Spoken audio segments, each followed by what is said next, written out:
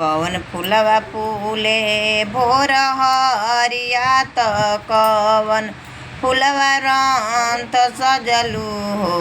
हे दुर्गा माई कवन फूलवा रहलू तोल भाई सेवा खावा तोहरे बाट जोहे हो। हे दुर्गा माई कवन फूलवा रहलू तोल भाई सेवा खावा तोहरे बाट जोए हो।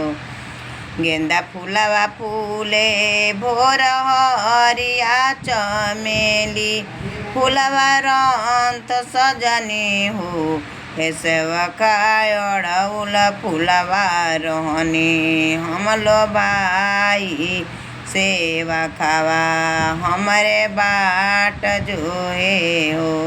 ए सेवा खाय अड़उल फूलवा रहनी हमलो भाई सेवा खावा हमारे बाट जो हे हो। कवन फूलवा फूले भोर हरिया त कवन फूलवा रंत सजलू हो।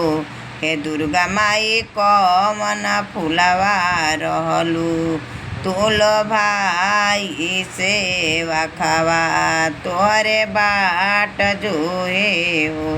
हे दुर्गा माई कवन फूलवा रहलू तोल भाई सेवा खावा तोहरे बाट जोहे हो।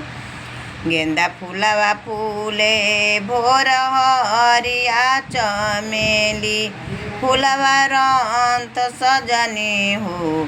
हे सेवका अड़उल फूलवा रहनी हमलो भाई सेवा खावा हमारे बाट जोहे हो।